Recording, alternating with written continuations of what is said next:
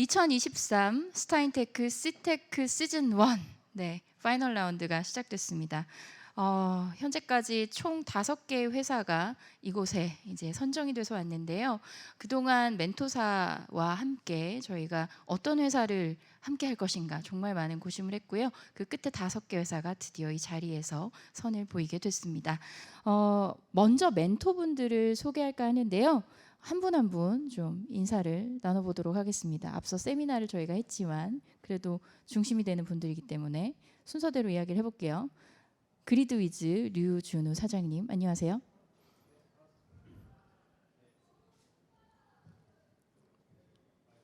마이크, 네.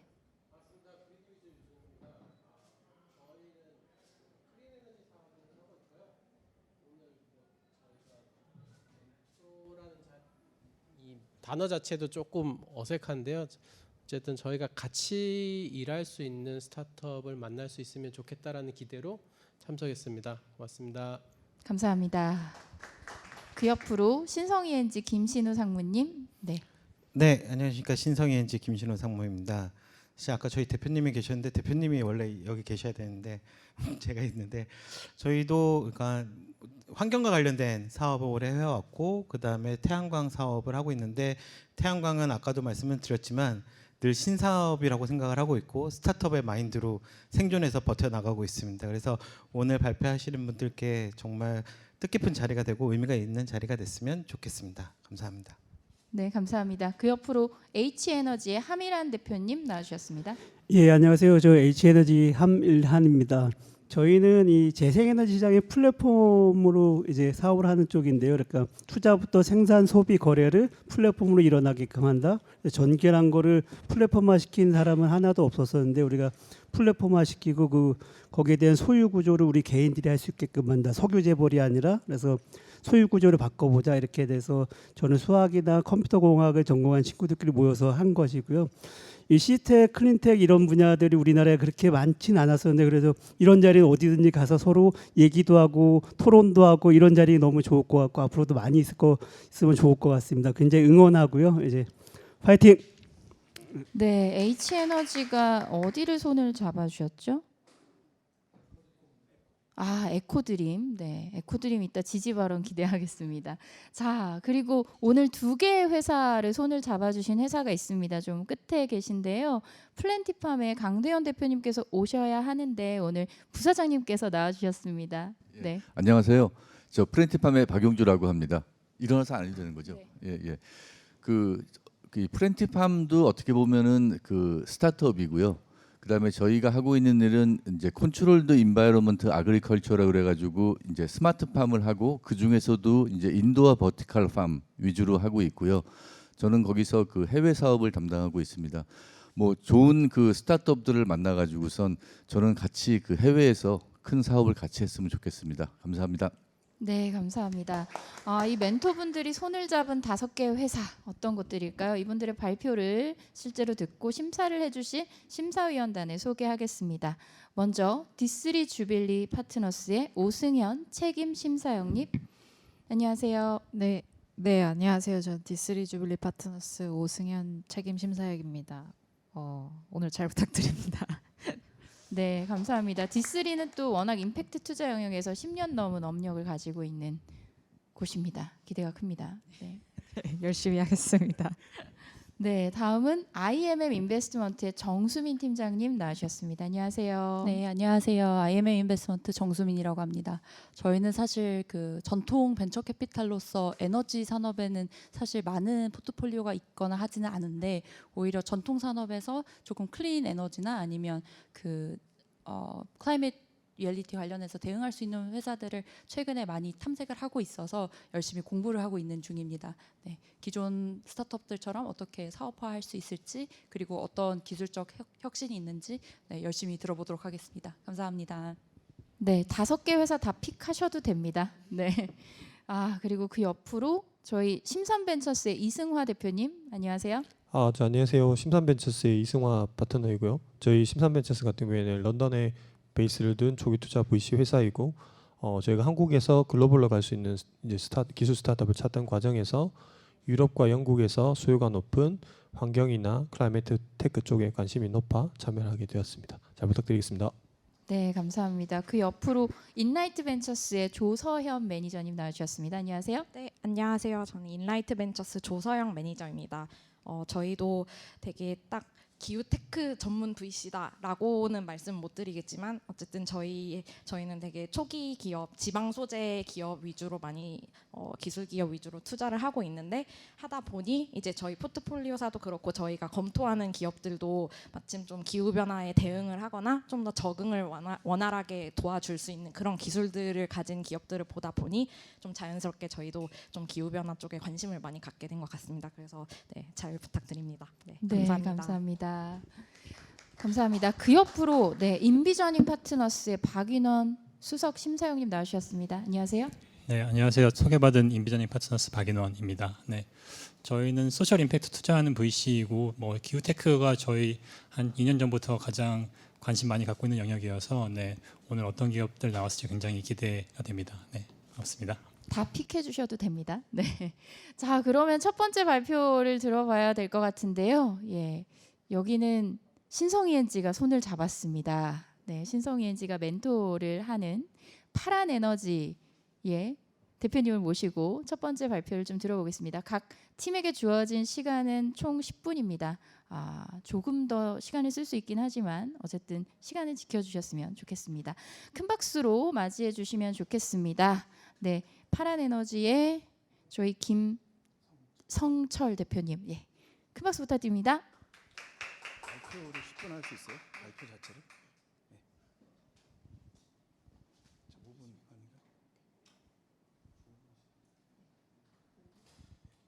예, 안녕하십니까? 파란에너지 김성철입니다. 예, 저희 오늘 저희 회사와 또 저희가 회사에서 하고 있는 비즈니스와 저희 미래에 대해서 짧게 발표드리도록 하겠습니다. 페이지 넥스트. 예. 전기는 일반 소비재와 매우 다르고요. 그래서 전기를 소비할 때 어떤 신재생 에너지를 어느 타이밍에 사용하느냐, 또 내가 소비에 대한 어떤 소비 패턴에 대한 조절에 따라서 전기 요금을 절감할 수 있고요. 또 이 ESG나 사회적 가치에 기여할 수 있다는 그런 점이 있습니다. 저희는 이 점을 포인트로 봐서 저희 플랫폼에서 많은 전기 소비자들이 타이밍에 맞춰서 신재생 에너지를 쓰든지 소비 패턴을 조절할 수 있도록 그렇게 안내하는 플랫폼을 운영하고 있습니다. 그러기 위해서는 친환경적인 전기 소비의 새로운 방법이라고 전력 거래라고 말씀을 드렸는데요. 소규모 일반 개인이나 점포 상가에서 거래를 할 수 있느냐 이런 생각을 하실 수 있는데 최근에 이제 통합 발전소 버추얼 파워 플랜트 개념으로 저희 중개 사업자를 통해서 전력을 충분히 거래할 수 있고요. 방금 말씀드린 것처럼 적절한 타이밍에 잘 거래하고 신재생 에너지를 거래함으로 요금을 줄일 뿐 아니라 사회적 가치에 기여할 수 있는 것이고요. 그중에 첫 번째는 신재생 에너지 태양광을 자가 소비하는 고객들이 많은데 그분들이 태양광 발전량과 자기 소비 패턴이 언밸런스해서 잉여 전력, 남는 전력들이 많이 생기고 있습니다. 그런 전력들을 저희가 모니터링하고 거래를 대행하는 그런 것이 그 거래가 되겠죠. 일반 개인들도 거래할 수 있다. 두 번째는 에너지 쉼표라고 3년이 됐습니다. 벌써 전력거래소도 운영하고 있는데 소비자들이 태양광이 없더라도 내 소비 패턴을 보고 어느 타이밍에 거래소나 개통에서 요구하는 시간에 소비를 좀 줄여주면 그 양을 저희가 모아서 전력거래소에 거래를 합니다. 거래를 하고 돈을 받고 저희 고객 중에 CU도 있는데 CU에서는 비용뿐만 아니라 ESG 측면에서 많이 활용을 하고 있습니다. 우선 두 가지 말씀드린 것 중에 일반 소비자들이 남는 전기를 거래할 수 있는 구조다라고 보시면 되고요. 저 왼쪽에 있는 그림이 왼쪽 상부에 있는 그림이 신재생 에너지를 자기가 쓰고 남는 전기들이 생겼을 때 그냥 어디다 알려줄 수 없으니까 저희 플랫폼에 등록을 하는 겁니다. 뭐 쿠팡이나 11번가나 그런 내용으로 생각하시면 되고요. 소비자들은 근데 한전 요금이 너무 비싸기 때문에 깨끗한 전기 또 싼 전기를 살 수 있다는 기대로 저희 플랫폼에 접속해서 구매를 합니다. 구매해서 거래가 매칭되면 매칭된 정보가 한전으로 가고 한전은 별도의 청구를 하게 됩니다. 그러면 소비자들은 깨끗한 전기를 쓸 뿐 아니라 요금 절감을 하고요. 남는 전기가 생긴 분들은 한전에서 처리해주는 상계보다 더 나은 비용 절감을 할 수가 있고요. 두 번째는 전력 거래소에 판매하는 겁니다. 저희가 모아서 소비자들이 주택이라든지 점퍼 상가에서 잠시 등을 끈다든지 에어컨을 조절하는 내용들을 다 모니터링해서 저희가 취합해서 전력 거래소에 판매하고 인센티브를 지급하는 내용입니다. 사업은 조금 전에 말씀드린 거고요. 그 사업에 대한 시장은 이상과 같습니다. 최근에 이제 업데이트를 좀 더 할 수가 있고요. 현재 우리나라에 자가 소비용으로 태양광을 쓰는 고객들이 발전량에 대비 소비가 안 맞아서 남는 잉여 전력들의 시장이 이렇게 점점 증가하고 있고요. 발전 단위도 증가하는 것처럼 비례하고 있고요. 특히 공공기관의 토요일, 일요일에 남는 전기, 학교에서 남는 전기 상당히 많이 있습니다. 시장 규모는 이렇고 이걸 소비할 수 있는 고객들도 충분하게 있고요. 두 번째 말씀드린 줄인 전기를 저희가 모아서 전력거래소에 거래를 해주고 있고요. 시장 규모는 사실은 상당히 큰데 모든 고객 우리나라 전국에 있는 모든 고객 4천만 3천만 고객들이 다 참여할 수 없기 때문에 저희가 합리적인 수준으로 시장 규모를 축소를 했고요. 또 그 부분은 에너지 쉼표라는 국민 DR 말고 자기 전기 요금을 줄일 수 있는 것과 직결되거든요. 그들의 행동이 인센티브를 받는 거래를 위한 감축도 있지만 그 감축이 전기 요금을 위한 감축도 있기 때문에 좀 포함해서 시장 규모를 적절하게 제시를 드리게 됐습니다. 말씀드렸지만 이제 약간 생소하잖아요. 또 소비자들도 전기 그냥 쓰지 이걸 내가 어떻게 거래하는지 모르기 때문에 저희가 복잡한 것을 다 소비자들이 감안하게 할 수는 없고요. 저희가 앱에서 모든 것이 일어날 수 있도록 처리를 하였습니다. 현재 보시는 파란 이 그림을 보시면 이 내용에서 자기 소비 또 잉여 전력 내가 얼마나 줄여서 팔 수 있는가 하는 화면이 되겠고요. 두 번째는 거래를 위해서는 내가 남는 전력을 얼마에 받아야겠다라고 시장에 올리고 소비자는 그중에 골라서 살 수 있는 그런 앱 화면이 되겠습니다. 조금 전에 보신 것처럼 그런 앱 안에서 원터치로 이루어져야 되는 화면을 보여드린 거고요. 구조도로는 저기 파란 홈이라고 되어 있는 파란 이웃이나 홈이라고 이제 브랜드가 조금씩 바뀌고 있는데요. 그 브랜드에서 그 플랫폼에서 두 가지로 나눠서 말씀드렸지만 그 일들이 같이 일어나고 있습니다. 왜냐하면은 고객이 잉여 전력 남는 전기를 사는 고객도 있지만 자기 소비 패턴을 조절하는 게 동일한 고객이거든요. 그래서 같은 플랫폼에서 일어난다는 그림이고요. 오른쪽은 그 비용이 어떻게 저희가 수익을 어떤 식으로 받는지에 대한 그림입니다. 거래소에서 수수료 또 고객들에게 10% 수수료를 받고 매출은 전체적으로 일어나는 그림을 보여드렸습니다. 개인 간의 거래이기 때문에 그 보안과 투명성 또 효율성을 위해서 블록체인 기술을 고려하지 않을 수 없어서 저희는 처음부터 2019년 이 사업을 시작하면서 블록체인을 고려하고 장착해서 거래를 투명하고 안전하게 하고 있습니다. 이제 두 가지 중에서 첫 번째 말씀드렸던 내 남는 전기를 이웃에게 팔겠다는 것은 사실 현재 법제화되어 있지는 않고요. 광주광역시에서 저희가 2019년 실증 특례를 받아서 거기서 검증하고 있고 그 내용에 대해서 어느 정도 인정에 대해서 2+2 2년을 더 연장받아서 현재 진행하고 있습니다. 실증 특례는 아무리 저희들이 하고 싶어도 한전이 협조해주지 않으면 안 되거든요. 그런 사례가 또 많이 있고 그러나 이 사업에 대해서는 한전이 MOU를 정식으로 체결하고 이번에 신임 사장께서도 MOU 체결해서 저희가 사업을 계속 확대하고 있고요. 내년까지 확대해서 본 제도권으로 놓으려고 하는 게 저희 계획입니다. 예, 여기 보시는 이제 내용들은 한전에서 저희가 그 한전의 특허를 양도받고 한전의 데이터 기반의 사업에 대한 그 수상을 받은 내용들이고요. 그런 내용들은 결국 저희가 안정적인 거래 매칭이라든지 이 사업에 대해서 경쟁력을 갖춰가기 위한 기술적인 알고리즘들입니다. 저희 파란 이웃을 가지고 하고 있는 거래는 2023년까지 계속 성장하고 있고요. 이후에 24, 25, 26 300메가와트/아워까지 하고자 하는 게 저희 구체적인 계획이고요.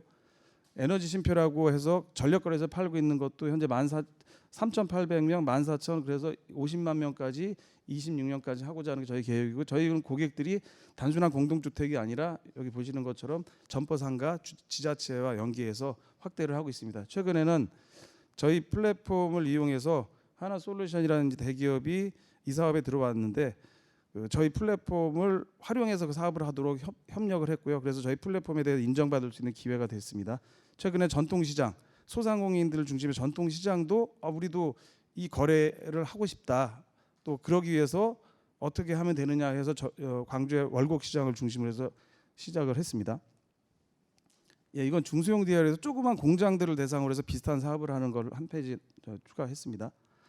예, 저는 이제 수요 관리 쪽에 공장이나 대형 건물들의 수요 관리가 10년 전부터 시작됐는데 그때부터 계속 하고 있었고요. 그래서 최근에는 그 소규모 고객들을 위한 시장에 진출하게 된 내용이고요. 저희 팀은 다음과 같이 구성되어 있고 대부분 이 플랫폼을 위한 개발자 그리고 마케팅을 위한 마케팅 인력으로 구성되어 있고 이제 추가 투자를 통해서 개발진을 더욱더 안정적으로 보강할 계획이고요. 마케팅을 위해서 마케팅이라고 몸으로 뛰는 게 아니라 SNS를 기반으로 해서 다양한 마케팅이 필요하거든요. 그쪽으로 보완하려고 계획하고 있습니다. 21년에 프리A에 10억을 투자 유치를 하고요. 그 이후에 2년 코로나 기간이긴 했지만 2년 3년 동안에 사업을 되게 안정화시켰습니다. 그 안정화시킨다는 건 저희도 고객을 많이 모았지만 제도가 좀 불확실한 것들을 제도 자체가 이제 확실해질 수 있도록 저희의 그 시장의 사례들도 많이 도움이 됐고요. 그런 부분에서 안정화됐고요. 이제 코로나도 뭐 끝난 지 1년 됐고 저희가 올해부터 고객 모집을 많이 하고 또 이 사업에 대한 성과를 내서 23년에 마켓시어 20% 이상을 23, 24년에 하고요. 25년에는 40%. 그래서 저희는 에너지 분야의 전력 거래 그 아마존과 같은 플랫폼 회사인데 아마존은 이제 물건을 놓고 서로 거래하는 거지만 저희는 이 전력을 개인들도 거래할 수 있도록 왜 자기들의 비용 절감 그다음에 ESG 친환경 사회적 가치에 참여할 수 있는 기회를 제공하는 플랫폼 회사가 되는 게 저희의 구체적인 계획입니다. 예, 이상 발표를 마치겠습니다. 네, 혹시 질의응답 순서로 넘어가 보겠습니다. 혹시 질문 있으신 분 계실까요? 네, 다 눈을 마주치지 않네요. 신성이엔지가 네, H에너지에서 질문 주시겠어요? 예, 하미란 대표님. 질문, 궁금한 건 엄청 많고 굉장히 매력적인 모델이기도 한데 이런 그 상가에 적용시킬 때 주택과 달리 상가에 적용시키는 것들도 제약이 많이 있나요? 어느 정도 많이 좀 풀고 계세요? 어떠세요? 예, 상가 조그만 회사 뭐 이렇게. 예. 그 대부분 국민 DR하면 국민이니까 주택 그리고 몇 개의 국민 DR 회사들이 몇 개 있는데요. 그분들은 우선 공동주택이 마케팅하기 좋기 때문에 그 부분부터 시작을 하고 있습니다. 근데 저희는 처음부터 국민 DR을 하고자 하는 것이 아니라 소규모 고객들의 전력을 거래하고 비용을 절감하고자 했기 때문에 상가 점포를 먼저 진출했고요. 지금 프랜차이즈 CEO하고도 크게 하고 있고 또 지자체, 뭐 자동차 검사소 등등 상가 점포, 음식점 쪽을 많이 하고 있는데 확실히 처음에 힘들긴 힘듭니다. 마케팅하는 게. 근데 어느 정도 자리를 잡아가고 있다고 자부하고 있습니다. 예. 그럼 해외에도 관심이 많을 것 같은데 일본이나 이런 프랜차이즈 굉장히 많은 네. 체인들 그쪽은 여력이 없어서 안 가시는 아니요, 거예요? 그 어떻게 보세요? 그러니까? H에너지에서 좀 도와주실 거라고 생각하고 있습니다. 이렇게 멘토가 지금 두 곳이 되는 거군요. 예. 알고 있기로는 그리드 위즈에서도 멘토링을 하신 걸로 알고 있습니다. 네. 네, 저희가 이제 수요 관리 사업을 하기 때문에 사실 김성절 대표님하고는 인연은 되게 오래됐고요. 그다음에 창업하실 때도 저희도 찬성합니다 이러고 이제 깃발을 같이 들었었습니다. 그래서 같이 고민도 하고 있고 그다음에 저 오늘 또 궁금한 게 하나 있어가지고 질문 드려도 되겠죠? 예. 어제 제가 이제 또 그 산업부 차관님하고 간담회가 있어서 얘기한다 보니까 그 이웃 간 거래에 대해서 되게 관심도 많으시고 좀 확대하고 싶으신 생각이 있으시더라고요. 근데 하나 궁금했던 게 그 실제 참여하셨던 분들의 만족도가 어느 정도였는지 그런 걸 조금 여쭤보고 싶습니다. 예. 우선은 저희는 이제 프로슈머, 컨슈머, 그러니까 자기 남는 전력을 파는 프로슈머들은 한전에 두 가지입니다. 아예 부가가치를 못 받는 분들도 있어요. 금액으로 환산 안 하고 이원만 시켜주니까 그분들에게는 10원이라도 더 받으면은 이익이 되죠. 그래서 저희가 150원 정도 중간 가격을 하고 있거든요. 그분들은 100% 만족이고요. 그리고 그 한전에서 어느 정도 가치를 해주는 곳이 있어요. 100원 정도 S&P 정도. 근데 저희는 거래 금액이 150원, 200원이기 때문에 그냥 만족도는 뭐 저희가 만족하십니까라는 걸 떠나서 그 한전 요금의 비용 절감이 되기 때문에 무조건 만족할 수밖에 없다고 저희는 보고 있고요. 이제 컨슈머라고 하는 소비자들은 한전 전기보다 싸니까 사기 때문에 만족하고요. 그분들이 망이용료를 냅니다. 저희가 뭐 이거 잠시 실증 사업 정도가 아니라 본 사업이기 때문에 망이용료가 소비자에 들어가는데 망이용료를 내고도 충분한 수익이 되고, 또 하나는 광주 지역에서는 내가 깨끗한 전기, 내가 태양광을 위에 지붕에다 올릴 수 있을 만한 면적도 안 되지만 난 저 사람이 깨끗한 전기 남는 걸 내가 사서 썼으니까 나도 태양광 신재생에너지를 쓰는 고객이다라는 자부심, 또 지자체에서 그것을 북돋아주는 그런 행사도 하고 있기 때문에 저는 뭐 다 만족하다고 생각하고, 그런 만족한 사람들이 더 늘어나기를 기대하고 있습니다. 네, 감사합니다. 김성철 파란에너지 대표님이셨습니다. 큰 박수 부탁드립니다. 고생하셨습니다. 네, 두 번째 팀으로 넘어가 보도록 하겠습니다. 이 팀도 정말 마지막까지 어떤 그 멘토분이 손을 잡아주시니까 정말 끝까지 두근두근 했었는데요. 두 개 팀을 손을 잡아주신 저희 플랜티팜에서 선뜻 나서 주셔가지고 이 자리에 올 수 있었습니다. 그린필 솔루션의 김지숙 대표님께서 발표를 해주시겠습니다. 큰 박수 부탁드립니다.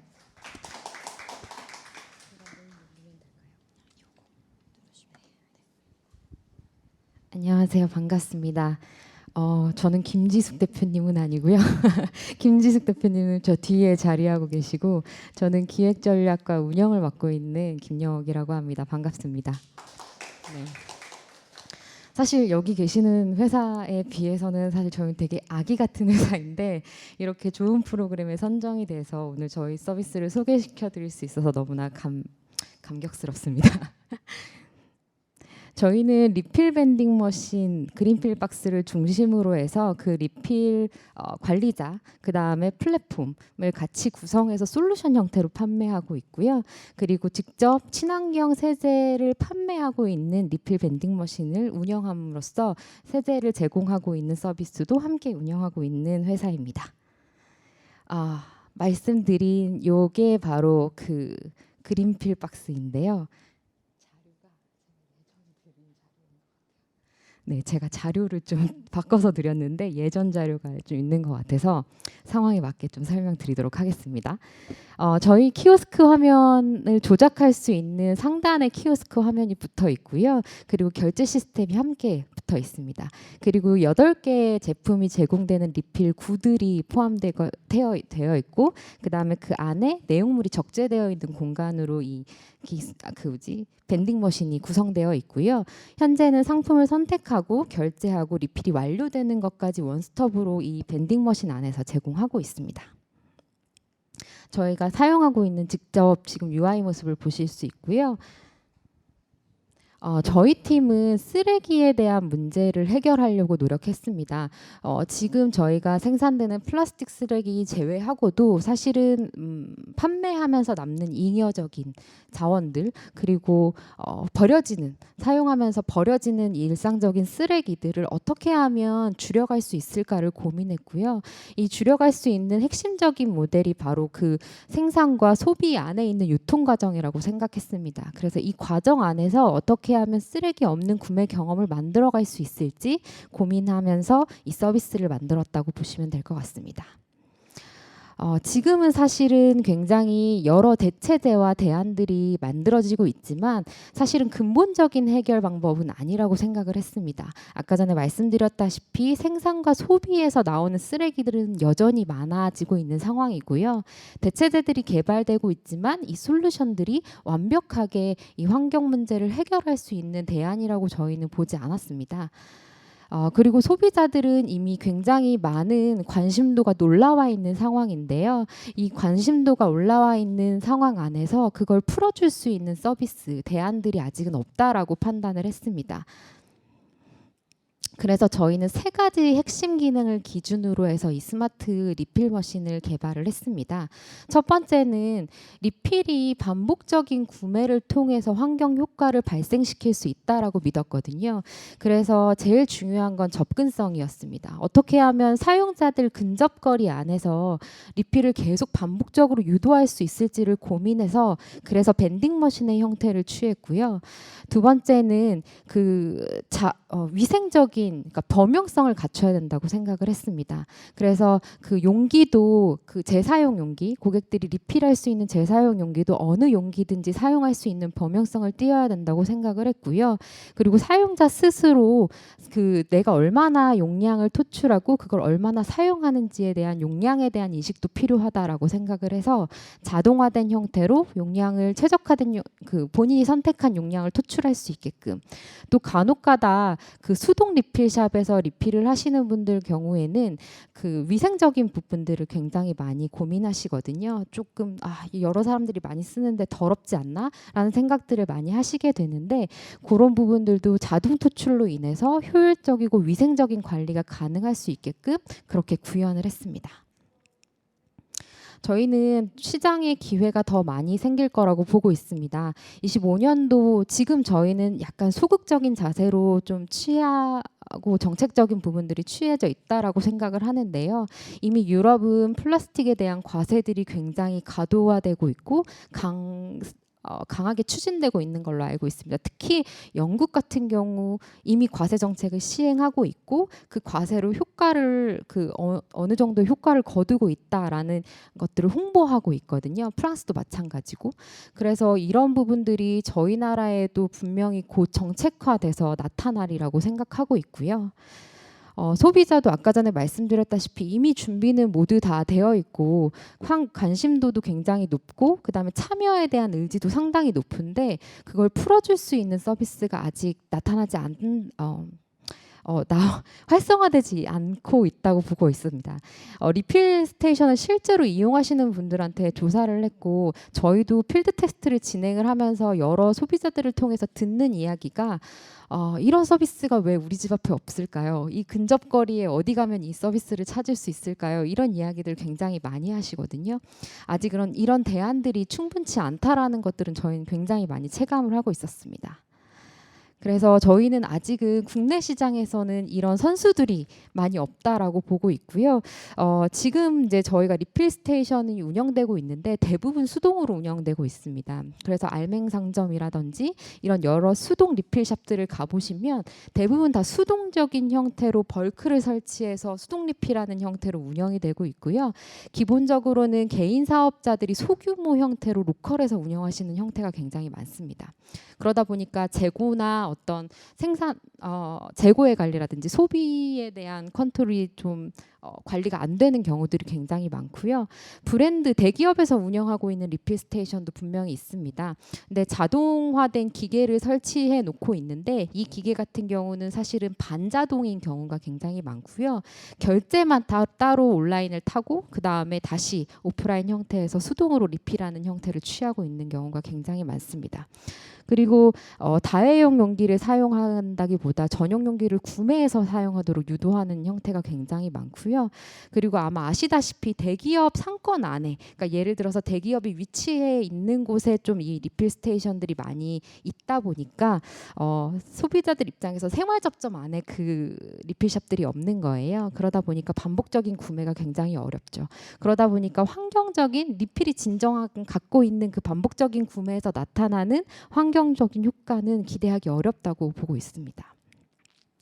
해외 시장은 아까 전에 말씀드렸다시피 유럽 시장은 이미 그런 과세 정책들이 강하게 나타나고 있기 때문에 이미 이런 리필 비즈니스나 재사용 비즈니스가 활성화되고 있는 상황인데요.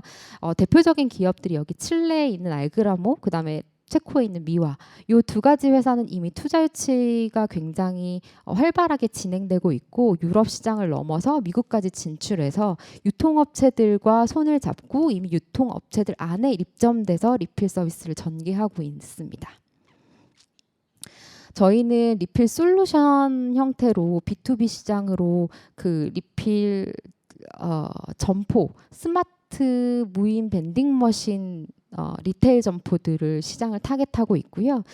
지금 첫 번째는 저희가 세제로 시작을 했습니다. 세제 프로덕트로 시작을 했지만 앞으로 더 나아가면서 지금 저희가 그 이후에 좀 말씀드릴 텐데 두 번째 그 업그레이드된 기기를 준비하고 있거든요. 그거는 식품 토출이 형태를 같이 가능할 수 있도록 준비하고 있습니다. 그래서 공산품이라든지 곡물 형태의 식품 프로덕트를 좀 진출해서 같이 리필 형태를 서비스하고 싶고요. 그리고 나아가서는 리필 밴딩 머신이 주가 되는 리필 점포를 타겟하고 싶습니다. 현재 저희도 규제 샌드박스 안에 참여하고 있습니다. 지금 저희가 시제품 형태를 개발해서 처음으로 그 세븐일레븐 안에서 시범 사업을 진행을 해봤고요. 그러면서 그 주방 세제 같은 경우는 위생 제품에 속해 있기 때문에 리필 소분으로 서비스를 제공할 수 없습니다. 그러면서 저희가 그 규제 샌드박스 안에서 주방 세제에 대한 카테고리를 먼저 풀어서 지금 서비스를 진행하고 있고요. 그 다음에 그렇게 진행하면서 세븐일레븐 3곳까지 확장한 상태입니다. 그래서 현재는 사당점, 산천점, 장안 현대 홈타운점 이렇게 같이 입점되어 있고요.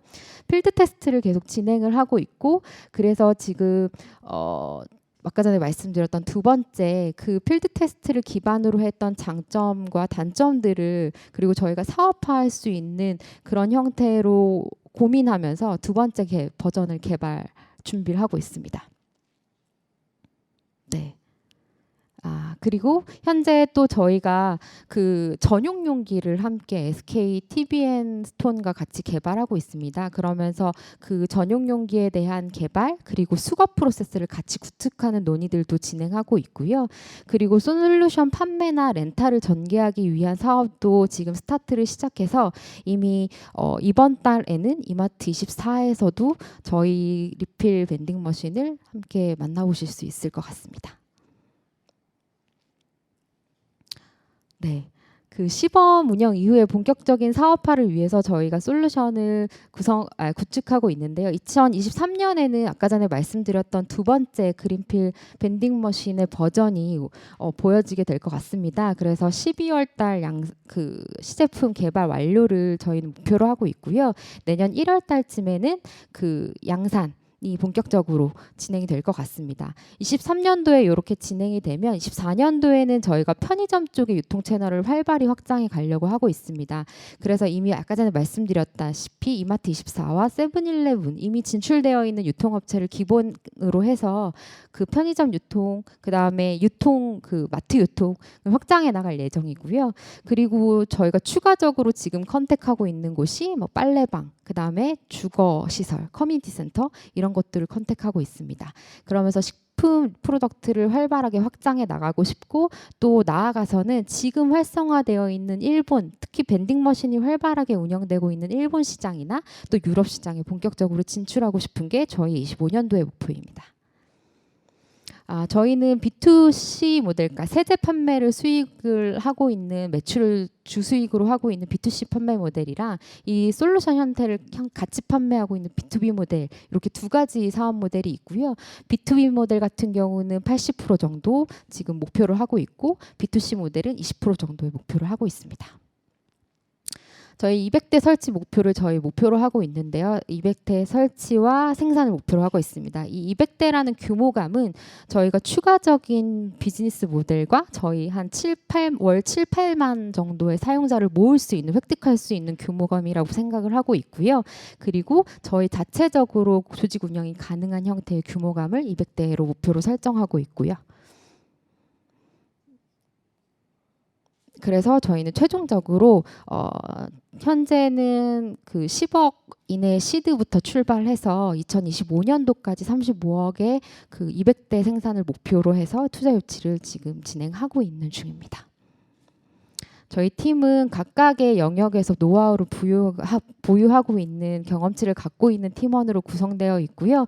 현재는 지금 외주 네트워크를 사용해서 저희 팀원들을 계속 만나고 있는 상황입니다. 저희가 최종적으로 그리고 있는 그린필 밸류체인입니다. 그린필 박스와 그다음 플랫폼을 이용해서 사용자를 이으면서 사용자에게 리필 주기를 계속 전달하는 형태를 하고 싶고요. 그리고 그린필 컨테이너를 통해서 생산자와 제조자를 잇는 형태. 그래서 이 모든 것들이 좀 합쳐지면서 쓰레기 없는 구매 형태가 나타날 수 있도록 저희가 최선의 노력을 좀 기울일 예정입니다. 너무 꿈 같은 이야기일 수 있지만 저희가 최대한 지금 재활용이나 여러 대체재를 개발하는 산업들이 굉장히 많지만 재사용 비즈니스, 사용자의 습관을 건드릴 수 있는 분명히 비즈니스도 필요하다라고 생각을 하고 있고요. 그러한 목표 아래 좀 꿈 같은 이야기일지 모르겠지만 열심히 달려가고 있습니다. 들어주셔서 감사합니다. 네. 네, 김영옥 CSO님이 발표자로 나오셨네요. 예, 질문 혹시 있으실까요? 심사위원분들 중에서 예, 심산벤처스 이승화 대표님. 대표님 발표 잘 들었습니다. 그 전반적으로 발표 잘 해주셔서 제가 내용 다 이해한 것 같은데 디테일한 부분 조금 궁금한 게 있어. 아까 전에 밸류체인 장표 한번 볼 수 있네. 밸류체인 장표 보여주실 수 있을까요? 네. 앞장인 것 같습니다. 그 앞장이요? 그냥 네. 질문을 드리도 네. 괜찮을 것 같아요. 궁금한 거는 전반적인 내용은 제 자세히 이해가 되는데 그러면 이제 리테일 편의점에 판매를 하신 리테일에 있는 예를 들어 세븐일레븐이 고객사가 되는 겁니까? 이 기기를 구매를 하는? 네, B2B 모델에서는 세븐일레븐이 고객사입니다. 그렇게 될 경우에는 질문이 이제 다음 질문을 세븐일레븐이 해당 제품을 구매했을 때 얻는 베네핏이 뭔지가 궁금하고요. 네. 그리고 두 번째로는 그럼 그 안에 있는 세제는 제 대표님 이제 장표로 봤을 때는 직접 제조를 안 하시는 것 같은데 그럼 그 안에 있는 세제는 다른 제조사에서 만든 제품 넣는 거잖아요. 그럼 거기에서 넣는 제조사의 그 세제들은 어떻게 공급이 되는지 궁금하고 제조사 입장에서는 그러면 그냥 일반 판매가 아니라 이제 뭐 대표님 모델을 이용했을 때 베네핏이 뭔지가 궁금하고요. 또 반대로 마지막으로는 다시 이걸 사러 가는 소비자 입장에서 이걸 산다고 했을 때 사서 집으로 갔을 때 제가 이제 그 플라스틱 대체하는 이제 완전 뭐 종이로 된 세제 용품을 사용하는 것 대비 대표님이 사용하시는 순환 사용을 했을 때 얻는 베네핏이 어떤 게 있는지 그 세 개가 궁금하거든요. 네. 질문 개수가 좀 많아서 제가 하나하나씩 설명을 드리겠습니다. 일단 그 아까 전에 첫 번째로 질문하신 B2B 상품 안에서 그 점주들이 가지고 그러니까 세븐일레븐이 고객사인데요. 다 개별 그 편의점을 운영하시는 점주분들 지금 저희가 10개를 진출하고 있는 점포들은 대부분 직영으로 운영하고 있는 점포들이고요. 그래서 세븐일레븐에서 저희와 그 친환경 그다음에 ES적인 가치를 통해서 먼저 시범적으로 운영하고 싶다라고 해서 먼저 저희가 3곳에서 운영 중이고요. 이마트랑 지금 10대 정도를 계약한 형태는 점주들 분들과 계약하고 있는 형태인데요. 그 점주분들이 이걸 저희가 어떤 월 정액을 통해서 저희가 제공을 하고 운영 대행과 그다음에 수수료를 받고 있고요. 그리고 점주분들은 거기에서 나오는 세제 판매 수익을 그대로 가져가십니다. 네, 그렇게 생각하시면 될 것 같고요. 그리고 거기에 저희가 키오스크를 통해서 광고를 진행하고 있고요. 그래서 그 광고에 대한 광고 수익도 함께 가져가실 수 있습니다. 네, 그리고 두 번째는 지금 사용하고 있는 세제 제품에 대해서 문의하셨는데요. 지금 세제 제품 같은 경우는 저희가 소규모 업체들, 직접 스튜디오에서 세제를 제조하시는 분들의 세제를 사용하고 있어요. 그래서 대부분 친환경, 유기농 세제이고요. 천연 세제, 재료를 정말 화학 재료를 쓰지 않는 그런 형태의 세제 제품들을 사용하고 있는데요. 그분들도 저희의 제품을 소개시켜 주신다는 입장으로 저희와 함께 요렇게 그 그린필 박스 안에서 세제를 서비스하고 계시고요. 실제로 그 브랜드 특히 저희가 지금 소통하고 있는 세제 브랜드가 있거든요. 대기업 브랜드 제품인데 신제품이 나오면 이 그린필 박스를 통해서 한번 테스트를 해보고 싶다라는 의견도 주시고 계십니다. 그래서 그런 부분에서 저희는 충분히 이점이 있다라고 판단하고 있고요. 시간을 많이 쓰고 계셔가지고 죄송합니다. 픽을 하시고 얘기를 더 나누시면 좋을 것 같아요. 예, 이 대표님. 네. 이렇게 해서 픽이 바로 하나 결정이 될 것 같습니다. 감사합니다. 네, 감사합니다. 제가 고생하셨습니다. 잠깐만 네, 될까요? 플랜티팜 네. 저희 멘토사 박 부사장님. 사실 지금 그 질문 드린 얘기가 그 굉장히 핵심적인 건데 사실은 저도 오늘 그 저희 이 처음 만나가지고 이야기를 들어봤는데 지금 그 풀 수 있는 방법은 굉장히 다양합니다. 아까 세제를 제가 보기에는 그 스스로 만들어서 공급을 받거나 기존에 있는 친환경 세제를 공급받는 방법도 있고 제일 좋은 방법은 사실 큰 브랜드 있는 회사가 자체적으로 밴딩 머신을 브랜딩해서 가는 방법도 있고 그다음에 매장에 진출하는 방법도 어떻게 보면은 그 세븐일레븐이 그 회사 차원에서 이미지를 위해서 그걸 집어넣을 수도 있고 점주 입장에서는 어쨌든 이거를 내가 집어넣었을 때 세제를 파는 것보다 그 스페이스에서 매출이 더 나오면 될 수도 있고 사실 저는 그 풀 수 있는 방법이 무궁무진하기 때문에 굉장히 기회가 큰 것 같습니다. 지지 발언을 이렇게 불쑥해 주시다니 정말 감사합니다. 큰 박수 부탁드립니다. 네. 다음 팀이 기다리고 있어서요. 예, 세 번째 팀을 한번 이 자리에 모셔보겠습니다. 엔츠, 네, 박광빈 대표님 모셔보겠는데요. 여기는 멘토로 그리드위즈 류준 사장님께서 손을 잡아주셨어요. 너무 감사드리고요. 네, 큰 박수 부탁드리겠습니다.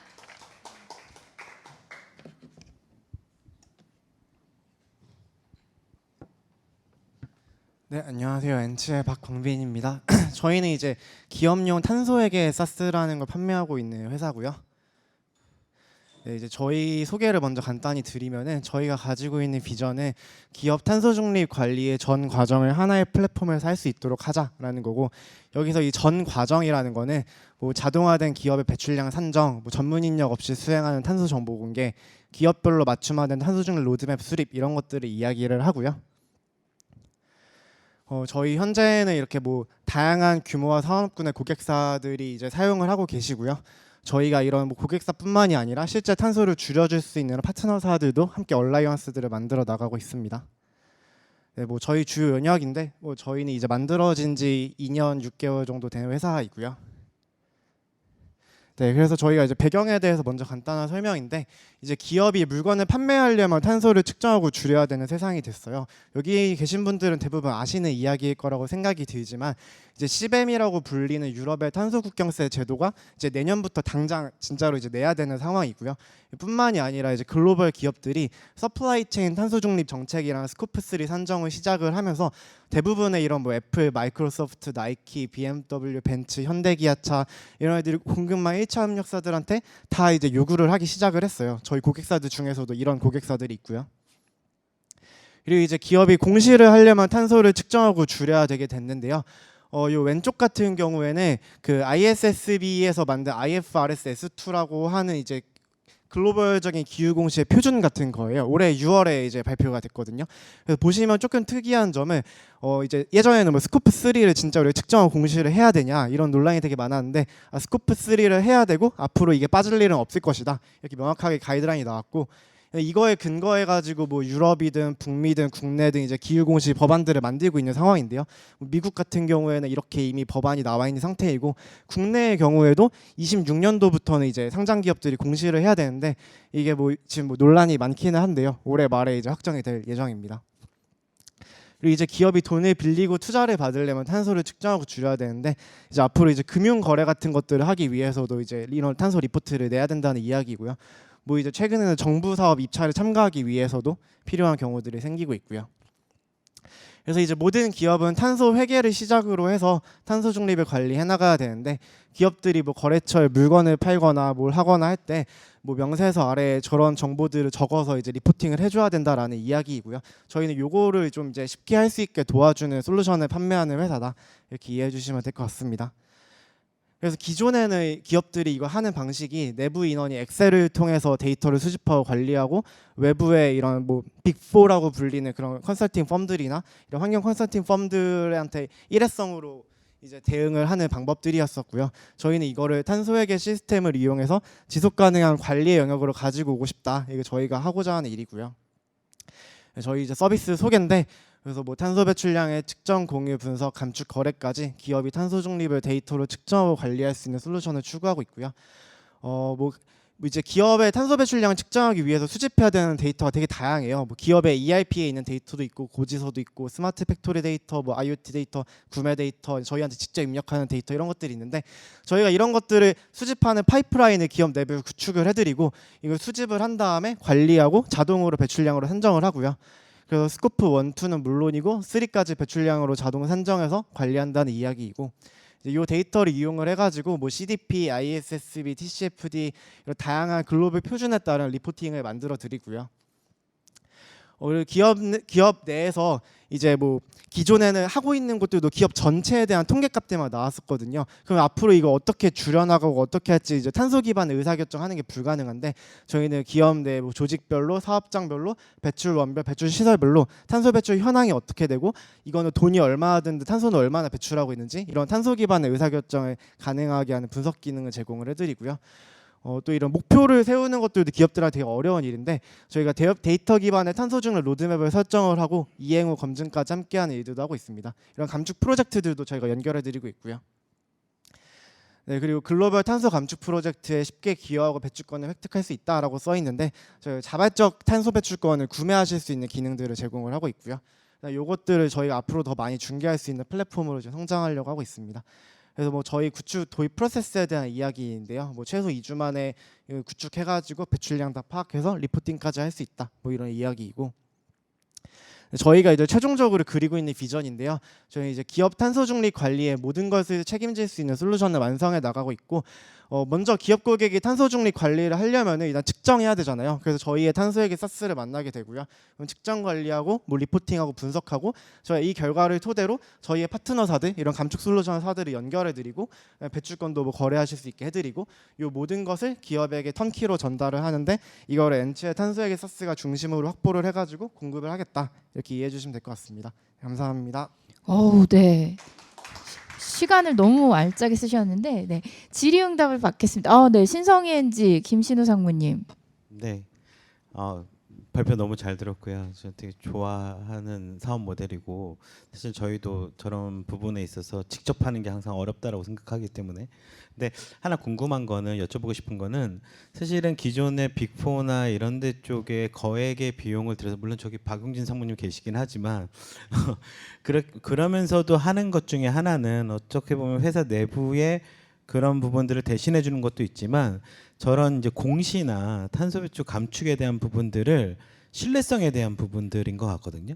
그러니까 어떤 이슈가 생겼을 때 이거는 회사 내부 책임이 아니라 회계법인에서 잘못 그런 것들을 검증하고 신뢰성을 준 거야라는 책임의 회피의 비용이 상당히 억 단위로 올라간다라고 보는데 엔치에서는 그런 신뢰성이나 이런 부분들은 어떻게 해결하시는지 궁금합니다. 이거를 그 일반적인 회계, 그러니까 진짜 그 재무 회계 있잖아요. 그거랑 똑같은 관점으로 봐주시면 될 것 같은데 우리가 재무 회계도 이제 글로벌하게 뭐 IFRS라고 하는 어떤 회계 표준이 있고 뭐 제가 회계를 하든 기업 내부 인원이 하든 회계 법인이 하든 그거대로 한 다음에 진짜 그거대로 잘 됐고 거짓말한 게 없는지를 나중에 감사를 받잖아요. 이것도 똑같아요. 저희가 탄소 회계를 하든 빅펌에서 하든 어디서 하든 이제 GHG 프로토콜이라고 하는 글로벌적인 가이드라인에 대해서 이제 측정을 하게 되어 있고요. 근거 자료도 마련하고 그다음에 저희도 제3자 검증이라는 거 받고 그들도 제3자 검증이라는 거 받게 됩니다. 그래서 뭐 저희가 했다고 해서 이게 어떤 당위성이나 이게 올바르게 한 거다라고 부여되는 게 아니고 빅펌이 했다고 해서 부여되는 것도 아니고 이제 검증 성명서로 나오는 거기 때문에 이제 그 부분으로 이제 해결이 된다고 봐주시면 될 것 같습니다. 이렇게 멘토사가 하나 더 붙나요? 하나만 더 드리겠습니다. 이게 탄소 측정하고 뭐 이런 것들 관련해서 업종별로 좀 다를 것 같아요. 그러니까 처음에 모니터링 하는 것도 붙이시고 하는데 일반 제조냐 아니면 제조가 아니라 다른 쪽이냐에 따른데 그런 부분들은 어떻게 대응을 하시는지. 정확히는 이렇게 업종별로 다른 게 크게 두 가지가 다른데요. 일단 수집해야 하는 데이터의 종류가 좀 다른 면들이 있고요. 그러니까 예를 들어서 어디는 뭐 건설 기계를 1시간 운용했다 이런 게 데이터일 수 있고 어디는 뭐 리터가 데이터일 수 있고 그다음에 그 데이터를 수집한 다음에 똑같은 데이터도 업종에 따라서 배출량을 산정하는 방식이 또 조금씩 다를 수가 있어요. 그래서 그런 것들이 다 커버가 되도록 저희가 솔루션을 만들었다 이렇게 이해해 주시면 될 것 같습니다. 지금도 그 커버 범위를 계속 저희가 넓혀나가고 있는 중이고요. 네. 같이 넓혀 나갈 마음이 있으십니까? 항상 열려 있다. 네. 되게 큰. 네, 심사위원단 혹시 질문 있으실까요? 예, IMM 인베스트먼트 정수민 팀장님. 네, 안녕하세요. 그 아까 말씀 주셨던 규제들이 대부분 대기업들부터 이제 공시 의무라든지 아니면 유럽에 납품하는 회사들 중심이 될 것 같은데 지금 타겟하고 있는 고객군들이 1차적으로 어딘지 거길 들어간 데 있어서 갖고 있는 허들은 어떻고 또 어떤 고객사들로부터 그런 피드백을 받는지 일단 먼저 말씀드릴 수 있는 건 대기업만이 저희 시스템 이런 규제에 당면해 있지는 않다. 이거 먼저 말씀을 드리고 싶고요. 그래서 크게 저희는 세 가지로 타깃군을 나누고 있는데 첫 번째는 그 상장사들이에요. 그러니까 상장사들은 이제 나라에서 뭐 ESG 공시 의무화다 해가지고 이제 상장을 사업 보고서에 뭐 통합제 형태로 이런 정보 공시해야 되는 게 있거든요. 그래서 그런 상장사들을 타겟으로 하는 게 한 가지가 있고요. 그 다음에 주로 유럽에 수출을 해야 하는 1차 협력사들, 특히 제조업체들은 지금 당장 사실 뭐 ESRS라든지 CSRD라든지 이런 법안에 따라 요구를 받고 있는 것들이 있어요. 뭐 한국에서 상장이 돼 있던 말건 규모가 어쨌건 상관없이. 그래서 그 회사들을 타겟으로 하고 있는 게 한 가지가 있고, 그 다음에 저희가 또 금융사들이 또 당면에 있는 규제들이 있거든요. 그래서 그 부분을 타겟하고 있는 게 있고요. 그래서 크게는 저희가 메인으로 타겟하고 있는 거는 그 상장사들이랑 유럽에 수출하는 회사들이라고 봐주시면 될 것 같습니다. 네. 네. 네, 이게 탄소 회계라고 하셨는데 사실 저희 재무 회계도 결국은 스스로 하게 되잖아요. 근데 이제 시간이 흐르면 탄소 회계도 이제 당연한 분야가 돼서 기업들이 특히 대기업 같은 경우는 자체 그냥 시스템을 만들고 할 수도 있는데 이 부분에서 이제 다음 더 창출할 수 있는 가치가 무엇이라고 생각하시는지. 일단 말씀하신 것처럼 이제 저기는 결과적으로 툴을 만드는 거잖아요. 그래서 지금도 내부적으로 툴을 만들고 있는 대기업들이 몇 군데 있기는 해요. 그리고 그 내부적으로 만든다는 게 사실 뭐 SAP 같은 데랑 합해서 만드는 거기도 하기는 하고, 어찌됐든 그렇게 되고 있는데, 일단 첫 번째 두 가지 관점에서 말씀을 드릴 수 있을 것 같은데요. 첫 번째로는 이 미래가 되더라도 제가 보기로는 대부분의 기업들이 외부 펌을 이용을 하거나 아니면 저희 같은 솔루션을 이용해서 하게 될 것 같아요. 왜냐하면 내부의 기업이 그 단순히 그 회계 전문 인력이 아니라 탄소 회계 전문 인력을 계속 가지고 있어야 되는데 그게 어려운 일이고, 그다음에 그 사람이 있다고만 해서 되는 것도 아니고 어쨌든 그 수많은 데이터를 관리해 나가야 될 시스템이 필요하거든요. 그래서 그거는 앞으로도 외부 걸 쓰게 될 것 같고, 그다음에 저희가 미래에 어떤 비전을 가지고 있느냐에 대한 거는 저희는 단순히 탄소를 측정 관리하는 솔루션으로서 머물려는 게 아니라 이 기업들이 진짜 탄소를 측정하고 줄일 수까지 있는 솔루션이 되는 것을 추구하고 있거든요. 그래서 지금도 이런 사스만 만들고 있는 게 아니라 실제 이런 탄소를 줄여줄 수 있는 감축 솔루션 파트너사들의 얼라이언스들을 만들어 나가고 있어요.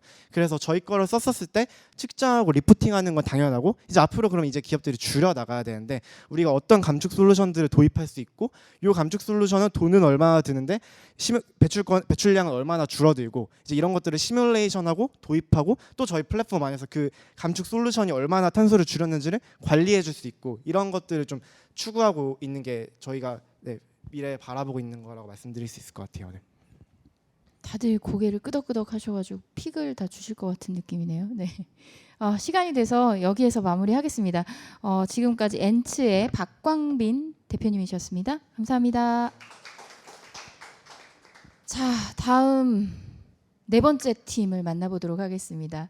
에코드림 김덕규 대표님을 모실까 하는데요. 여기는 H에너지 하미란 대표님께서 손을 잡아주셔서 이 자리에 나올 수 있었습니다. 큰 박수 부탁드립니다.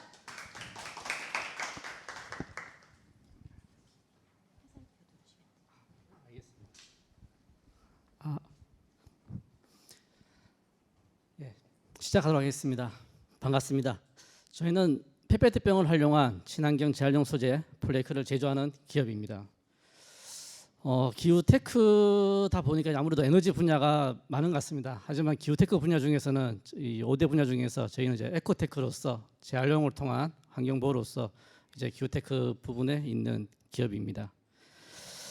그동안 우리나라는 이제 생산 제조 폐기의 이제 선량 경제에서 이제 생산 제조 재활용에 지속 가능한 성장을 추구하는 이제 순환 경제로서의 이제 전환을 추구하고 있습니다.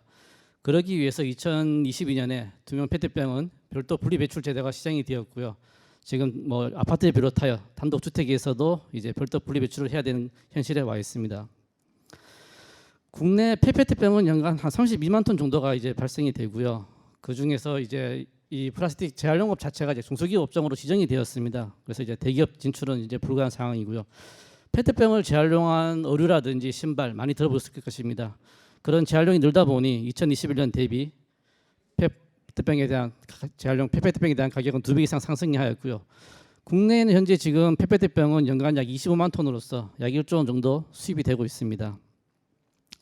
전 세계적으로 이제 플라스틱 재활용은 이제 선택이 아닌 필수라고 생각하고 있습니다. 국내 대표적인 기업인 삼성전자에서도 갤럭시 S23에 페트병 재생 원료를 사용하였고요. 환경부에서는 2030년까지 플라스틱 30% 사용을 목표로 하고 있습니다. 국내는 연간 약 32만 톤의 이제 페트병이 발생하고 있고요. 그 중에서 실제 고품질로서 재활용은 약 3만 톤, 9%만이 되고 있습니다. 그 이유는 이제 혼입이라든지 재활용이 되고 있지 않아서 그런 상황이고요. 그런 가운데 제가 오늘 전남 광양에서 왔습니다.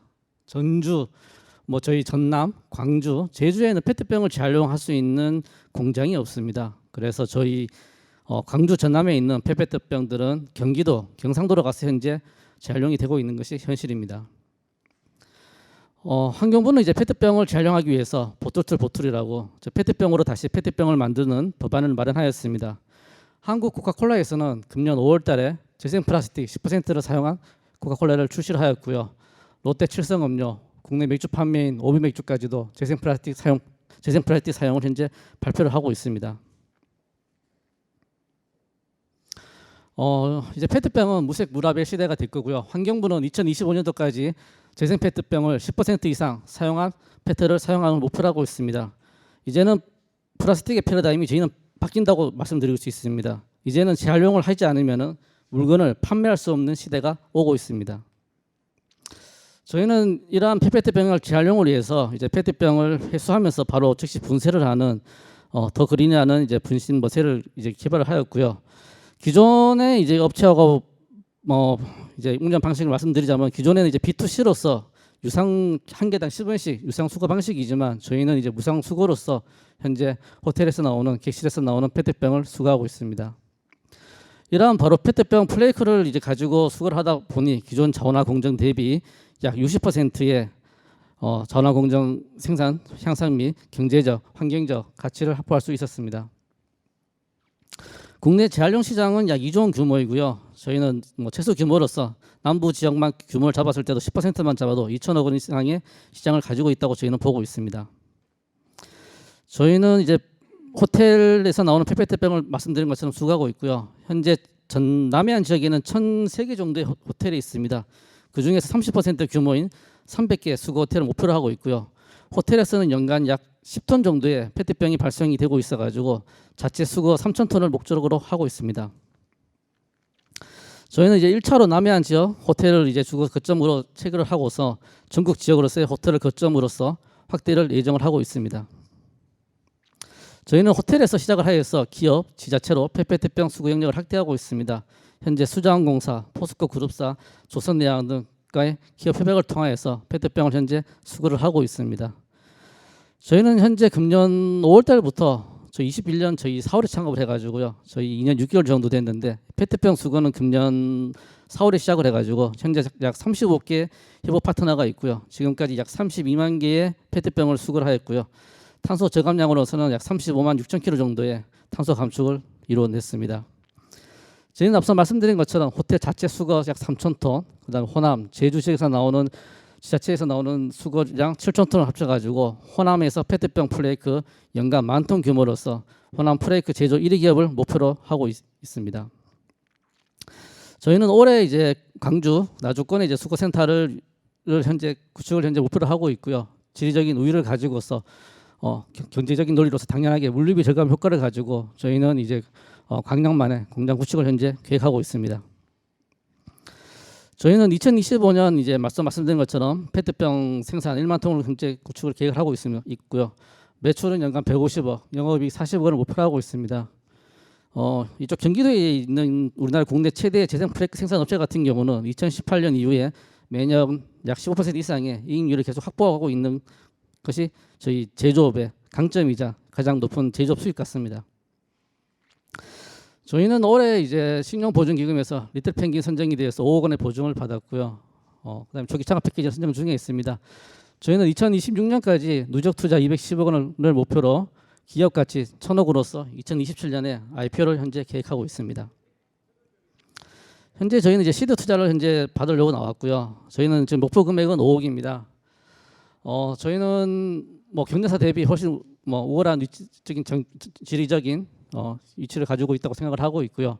시리즈 A 단계에서는 데모 프렌트 운영을 통해 가지고 매출 발생 방안도 긍정적으로 검토를 하고 있습니다. 그리고 이제 페트병이 수거가 되면 이제 당연히 페트병 뚜껑이 같이 수거가 되고요. 이 페트병 뚜껑 같은 경우는 이제 PE 재질로서 페트병 무게 약 10% 정도 차지하고 있습니다. 저희는 기존에는 이제 비중 분리 방식이라고 해가지고 이제 습식으로 물에서 이제 건져내는 방식이었는데요. 저희는 이제 초분간 카메라를 이용해 가지고서는 건식 선별을 통하여서 세척수, 이제 오염수 감소를 통하여서 환경적인 가치도 자칫 창출을 하려고 하고 있습니다. 예, 저희는 이제 국내 기후테크 기업으로서 이제 탄소 배출 국내 최초 페트병을 재활용한 탄소 배출권 등록을 현재 진행 중에 있고요. 금년 12월달에 등록 완료를 목표로 하고 있습니다. 예, 효율적인 페트병 자원순환 생태계 조성과 지속 가능 성장을 추구하는 에코드림의 발표를 마치겠습니다. 감사합니다. 네, 감사합니다. 질의응답 시간을 가져보겠습니다. 질문 있으신 분? 네, 하미란 대표님. 저는 그 클린이라는 건 굉장히 돈이 되는 시장이라고 생각하고 있거든요. 근데 대신에 클린은 돈이 되는데 그 불편함을 개선해야 되잖아요. 그래서 궁금한 거 질문부터 하면은 저 분야 제가 한 거는 제가 예전에 뭐 그룹에 있으면서 저 시장이 굉장히 엄청난 시장이란 건 아는데 결국 불편함을 제거해야 되잖아요. 이거 뭐 지금 처음부터 제거되진 않는데 어디를 제거하려고 하는지 얘기에 대해서 빠르게 지나가다 보니까 정확하게 전달은 안 된 것 같거든요. 나는 어떤 문제를 저기해서 돈이 되는 이 시장인데 불편함 때문에 안 되는 건 내가 이거 제거했다. 페트병 재활용 같은 경우는 이제 이 저희 환경적인 부분은 기후테크도 마찬가지고 이제 제도적인 부분이 사실은 이제 같이 움직이는 것 같습니다. 그래서 이제 금년 8월 달부터 국내 생수 판매 1인 3다수는 이제 무라벨의 생수만 이제 생산을 하고 있고요. 이런 식으로 무라벨이라든지 자연적인 뭐 그다음에 제도적으로서 2025년까지 환경부에서 10% 재활용이라는 목표를 가지고 있기 때문에 기업 입장에서는 안 따를 수가 없는 것이 현실이 되었고요. 예. 그렇기 때문에 뭐 저희는 당연하게 그런 부분이 자연스럽게 제도화 적용이 되면서 뭐 자연적으로 해결이 될 거라고 생각하고 있습니다. 하나만 더, 요거는 준비는 안 되셨을 수도 있는데 질문이기도 하고 궁금하기도 하고 풀어야 될 문제기도 하는 것 같은데 결국은 저는 저게 경제성 갖추는 시기가 경제성이란 거는 여러 가지 변수가 있는데 유가가 올라서 저게 경제성이 있을 수 있는 시선이 있을 거고 규제로서 비용이 높아져서 하는 시기가 있는데 양쪽으로 혹시 얘기를 해줄 수가 있으세요? 예, 이제 플라스틱 자체가 이제 석유 원유에서 뽑아내다 보니까요 원유 변동에 있는 부분은 뭐 있는 것 같습니다. 하지만 지금 현재 기준으로 말씀드리자면은 이제 페페트병을 자체 이제 수거가 됐을 때는 이제 720원인 것이 가루로서 프레크 가공이 되면 이제 기준으로 1,500원이고요. 이게 펠릿이 되면 2,400원입니다. 그리고 앞서 말씀드린 것처럼 특정 기업을 말씀드리지 않겠지만 국내 1위 기업 같은 경우는 2018년 이후부터 지금 현재 5년 동안 제조이익 기준이 연간 15% 정도면은 물론 바이오 산업하고 비교할 수는 없다는 걸 알고 있습니다. 하지만 안정적인 수익 구조를 가지고 5년 동안 이상 있다는 걸 말씀드리고 싶습니다.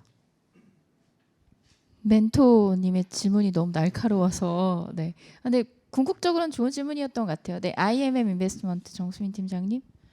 그 지금 남해안에 있는 호텔들을 첫 번째 타겟으로 하고 계신데 원래 저 남해안과 그 저 전남 요 지역에는 저 페트병을 하는 그 업체가 없었던 시장이고 이제 최근에 갑자기 늘어나고 있는 상황인 건가요? 사실 이제 2022년부터 페트병이 분리수거가 되면서요. 저희 전남에서 당연히 이제 페트병을 분리수거를 하고 있고요. 그 분리수거를 코로나 시절에 이제 뭐 어머니에 이런 데서 이제 광주에 있는 아파트에 계신 분들이 열심히 수거를 했습니다. 했더니 광주에 있는 페트병이 울산으로 가고 있고요. 전라도에 있는 페트병이 경기도로 와서밖에 재활용이 되지 않다 보니 주민들이 우리가 페트병 모아가지고 다른 지방 갖다 주려고 했냐라는 의문도 많이 들고 있고요. 그리고 이 시장 자체가 이제 파이가 커지기 때문에, 그리고 지금 현재 제주도에 같은 경우는 이제 대한시럽이라는 곳에서 페트병을 수거하고 있는데 제주도가 관광지대가 보니까 재활용 허브석을 안 내주고 있습니다. 그래서 제주도에 있는 페트병이 녹동으로 와서 경기도로 운송이 되고 있고요. 그래서 저희가 호남 지역에 공장이 차려지면은 작년에 경제적으로 논리로서 제주도에 있는 페트병부터 해서 저희 호남, 광주 호남에 있는 페트병은 저희가 재활용이 가능하다고 보고 있습니다.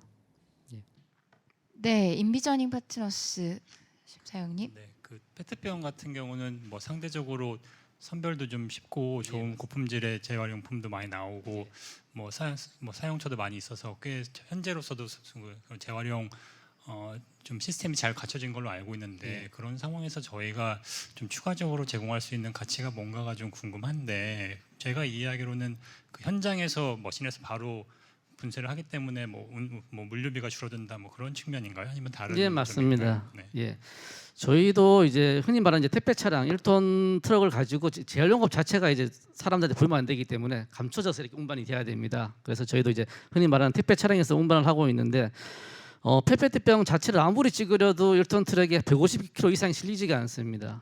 하지만 저희처럼 분쇄를 해서 실다 보니까 저희는 한 600kg 정도까지 실리더라고요.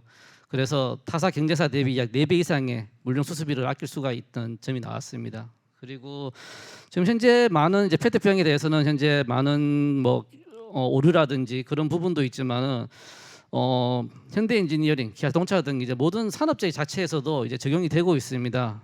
그래서 저희는 저희가 페트병을 재활용을 하는 공장을 차린 이후에는 이제 페트 밴드라고 있습니다. 기존에 이렇게 산업재에 보면은 그 스틸 밴드 많이 아실 것입니다. 그걸 대체할 수 있는 페트 밴드 공장도 현재 지금 검토를 하고 있고요. 저희가 있는 제가 지금 오늘 전남 강릉 같은 경우는 이제 포스코 강릉 제철소를 기반으로 해가지고 2차 전지부터 해가지고 약 4조 4천 정도 투자가 되는데 공업 지역이기 때문에 저희 페트 프레이크에 대한 산업재 적용은 더욱더 활성화될 거라고 생각하고 있습니다. 네, 시간이 돼서 여기에서 마무리하도록 하겠습니다. 감사합니다. 네, 에코드림까지 만나봤습니다. 이제 마지막 기업이 남아 있는데요.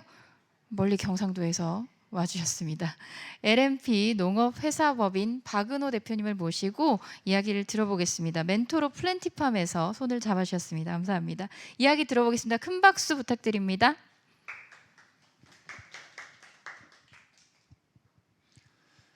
안녕하십니까. 오늘 발표를 위해서 경북 경산에서 올라왔습니다. 저희는 에너지 절감형 식물 공장 시스템 개발 및 딸기 재배 식물 공장 운영 사업을 추진하고 있습니다. 여러분들도 잘 아시는 것처럼 기후 변화로 인하여 식량 문제가 이슈화되고 있습니다. 따라서 이로 인하여 식물 공장 시장이 미래 농법의 대안으로 각광받고 있습니다.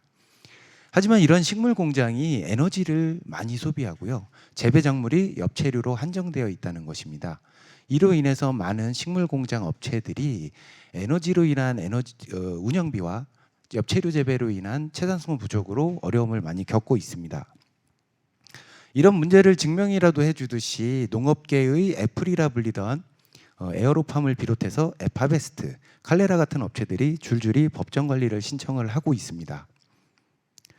하지만 이런 상황에서 딸기 식물 공장을 운영하는 미국의 OEC는 식물 공장의 성장 가능성을 입증해 가고 있습니다. 이런 상황에서 저희가 추진하는 사업은 에너지 절감을 위한 LED 조명 기술을 적용한 LED 조명 기술과 시스템 제어 기술, 그리고 친환경 무농약 재배 기술을 적용한 식물 공장에서 고부가치 작물인 딸기 재배를 통해서 유통 및 판매하고 식물 공장 시장이 확장됨에 따라서 제품 및 시스템을 판매하는 것입니다. 이러한 사업을 추진하기 위하여 저희가 보유하고 있는 기술은 에너지 절감을 위한 그 재배 작물 최적 파장을 구현한 LED 조명 기술과 식물 공장의 최대 장점인 고밀도 재배를 가능하게 하는 이동식 재배대 시스템, 그리고 식물 공장 환경 제어 기술과 친환경 무농약 재배 기술을 보유하고 있습니다. 저희가 보유한 기술로 식물 공장 운영을 통해서 확보한 데이터베이스 중 지난 3년간 전력 사용량 데이터를 보시면 고품질 딸기를 생산하는 생산량이 동등 수준 이상이면서 에너지를 매년 10%씩 절감해 왔음을 보실 수 있습니다. 또한 저희 보유 기술과 타 경쟁사 국내에서 가장 큰 딸기 식물 공장을 운영하는 N사와 비교해 봤을 때 동일 재배 수량을 40%의 공간에서 에너지를 60% 이상씩 절감하면서도 유통 가능한 고품질의 딸기를 생산하고 있습니다. 저희 보유 기술로 재배한 국산 품종 서량 딸기는 최소 당도가 12브릭스 이상으로 여름 딸기는 물론이고 겨울 딸기 서량 품종과 비교해도 품질이 우수합니다. 특히 저희가 재배하는 국산 품종 서량 딸기는 저희가 개발한 딸기 재배 최적 파장을 구현한 LED 조명을 사용함으로써 일반 식물 재배 LED 조명을 사용했을 때보다 2주 조기 수확이 가능하고 연중 생산 시 약 60% 이상 생산량이 증대됩니다. 저희가 재배한 딸기는 품질 우수성을 인정받아서 2021년부터 현대백화점에 꾸준히 납품을 진행하고 있습니다. 여러분 추석에 딸기를 드셔보신 적이 있으신가요? 저희가 재배한 딸기는 품질 우수성을 인정받아서 올해 추석에 현대백화점에서 추석 선물 세트로 제작을 했고 보이시는 사진이 추석 선물 세트인데요. 이게 20만 원짜리입니다. 네, 이게 3일 만에 품절이 된 상황이었고요. 이렇게 인기가 많이 있습니다. 예, 저희가 이렇게 재배하는 고품질 딸기 국내 시장은 약 2조 원 정도 시장이고 여름 딸기 시장은 약 500억 원 정도로 추정이 되고 있습니다. 그리고 수출보다도 많은 양을 수입에 의존하고 있으며 이 딸기 작물은 우리가 먹는 주식인 쌀, 육류를 제외하면 농가 생산량 1위를 차지하는 작물이기도 합니다. 저희는 이러한 국내 딸기 시장에서 초기 10억 원 여름 신선 딸기 시장을 시작으로 해서 재배 규모 확장을 통해서 2030년 국내 식물 공장 딸기 500억 시장 창출을 목표로 하고 있습니다. 그렇다면 500억 시장 창출이 가능한 것이냐? 저희가 소비자 1000명을 대상으로 온라인 설문조사를 실시한 결과와 딸기 소비 트렌드를 바탕으로 산출을 해보면 여름 신선 딸기 구매 희망자 중 61.3%를 대상으로 판매하게 되면 연 800억 이상의 매출을 예상할 수 있습니다. 저희는 사업 초기 딸기 희소성을 강조해서 백화점 납품을 통하여 수익성을 극대화하고 재배 규모 확장을 통한 후에는 CJ의 콜드체인 시스템을 이용해서 B2C 시장까지 진출할 예정입니다. 저희는 앞서 설명드린 재배 규모 확장을 통한 식물 공장 운영뿐만 아니라 보시는 사진과 같이 태양광 유도 조명과 같은 에너지 절감 기술을 꾸준히 개발하고 제품을 개발해서 보급할 예정에 있습니다. 그리고 앞서 설명드린 자체 확장 외에도 저희 재배 기술 이전을 통해서 파트너사와의 확장을 통해서 우리나라의 여름 신선 딸기 시장을 선점을 하고 베리어 브랜드로 해외 시장 진출을 통해서 국산 품종의 우수성을 알리려고 하고 있습니다. 앞서 설명드린 파트너사 진출 현황을 보시면 우리나라 국내에는 현재 제주에 12월부터 건축 예정이 되어 있고요. 해외에는 베트남의 베리어 브랜드로 베리어 브랜드 사용 조건으로 현재 9월에 계약을 완료해서 현재 건축을 진행하고 있습니다. 저희는 이런 사업을 추진하기 위해서 약 50억 정도의 자금을 필요로 하고 있고 그중에 이제 시설 확장을 위해서 30억 정도를 예정하고 있습니다. 식물 공장을 시설을 투자하는데 가장 큰 것이 이제 건축비가 들어가고 있습니다. 그래서 파트너사들을 위해서 저희가 경북 농업기술원과 영천시 농업기술센터와 협력을 해서 국내에 이제 폐교가 많이 존재하지 않습니까? 그래서 폐교를 활용해서 청년 창업농을 육성하는 그런 형태로 진행을 예정하고 있습니다. 그리고 로봇 자동화 얘기를 많이 하시는데 저희는 무엇보다도 딸기는 자동화가 좀 어렵습니다. 그래서 저희는 에너지 절감 쪽에 좀 집중을 하고 저희가 이 밑에 보시는 이 부분이 저희가 식물 공장을 운영하다 보니까 버려지는 에너지가 많이 있더라는 것이죠. 그래서 버려지는 에너지를 다시 재활용할 수 있는 그런 에너지 절감 시설을 좀 개발을 하고 해외 진출을 하는 운영 자금으로 좀 사용하고자 합니다. 저희는 올해 12억 매출을 시작으로 2025년엔 60억 그리고 2030년에 제품 및 시스템 매출과 딸기 매출을 포함해서 700억 정도의 매출을 예상하고 있습니다. 저희는 19년 9월에 설립이 되었고요. 그동안 식물 공장 관련 등록 특허 5건 및 1건의 상표를 등록하였고 작년 11월 프리A 라운드를 통해서 20억 투자를 유치하였습니다. 그리고 올해에는 팁스에 선정돼서 에너지 절감형 식물 공장 플랫폼 제품을 개발하고 있습니다.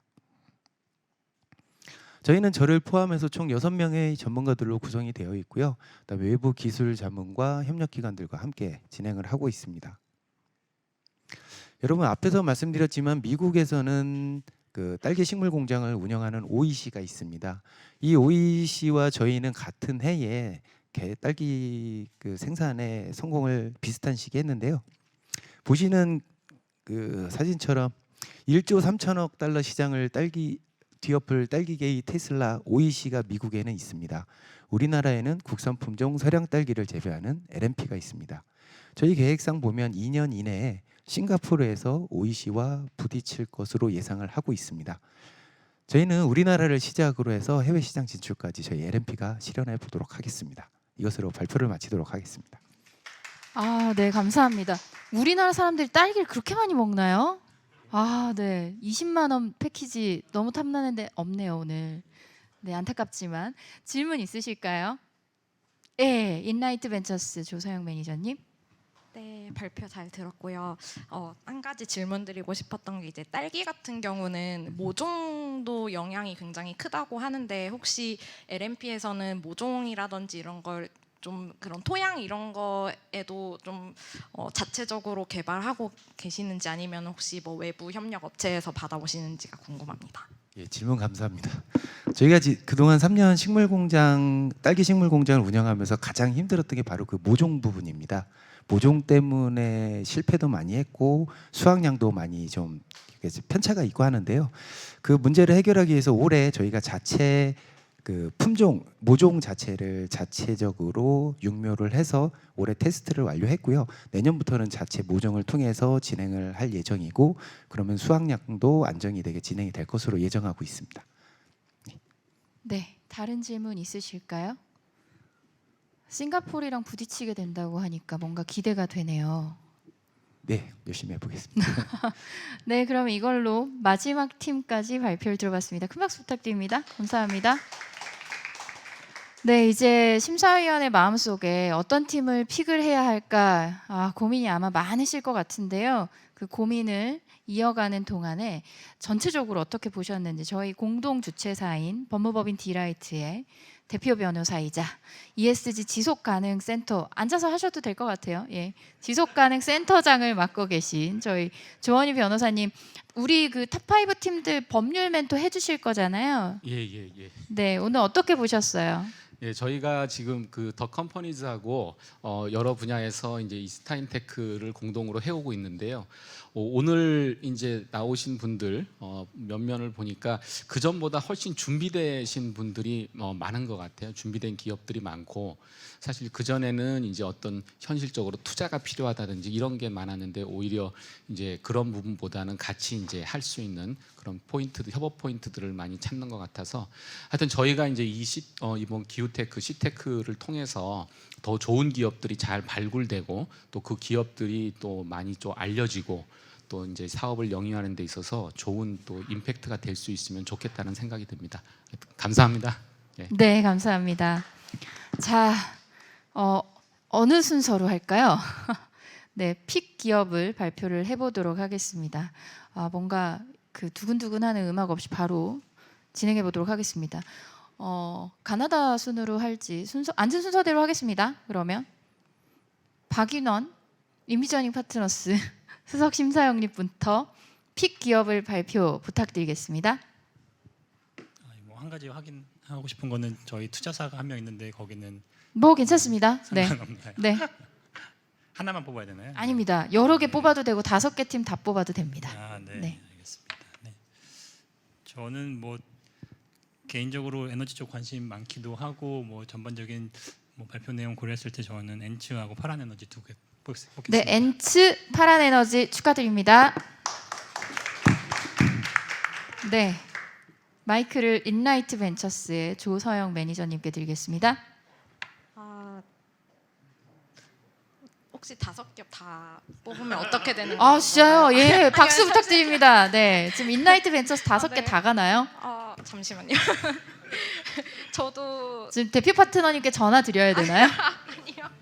저도 2곳을 그러면 아, 네, 2곳. 하겠습니다. 네, 저희 LNP랑 LNP 축하드립니다. 네, LNP랑 저희 에코드림 에코드립 축하드립니다. 네, 5개 다 하셔도 돼요. 네, 심삼벤처스 대표님께 말씀드린 겁니다.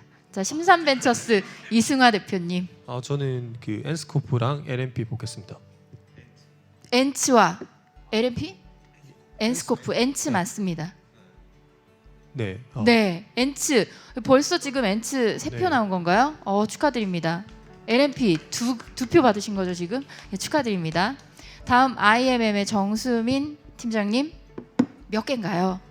네, 저도 대세를 따라 2개를 네, 2개의 픽이군요. 네, 네, 저도 시장의 그 시급성 이제 곧 다가올 시장이라는 걸 조금 더 많이 공감했던 엔츠. 엔츠, 한 표. 엔츠, 네, 모든 지금 내분의 심사위원님. 네. 다음은요? 그리고 그 호남권의 재생 페트병 플레이크 공장을 설립하실 에코드림의 에코드림 축하드립니다. 네, 자 D3 주빌리 오승현 심사위원님 손에 땀이 나는데요. 몇 개인가요? 네, 저 2개고요. 저도. 아, 네, 2개. 네. 저는 LNP랑 LNP 축하드립니다. 네, 파란 에너지 하겠습니다. 파란 에너지 축하드립니다. 네. 중복 픽이 나와서 뭔가 마음이 뿌듯한데요. 5개 인라이트 벤처스 5개 한번 가시죠. 네, 인라이트 벤처스가 5개 픽입니다. 감사합니다. 제목에 가장 헤드에 올라갈 것 같아요. 예. 이렇게 5개 팀 다 나오셨는데 너무 감사드리고 수고해주신 심사위원분들 감사드리고요. 멘토분들 앞으로 사업 확장을 위해서 계속해서 손 잡아주실 것으로 기대하겠습니다. 2023년 네, 스타인테크가 새롭게 마련한 C테크 시즌 1 이걸로 오늘 파이널 라운드를 끝으로 이 탑 5가 앞으로 어떻게 성장할지 계속 이야기 나눌 수 있도록 하겠습니다. 이것으로써 세미나와 스타인테크 시즌을 모두 마감하겠습니다. 감사합니다.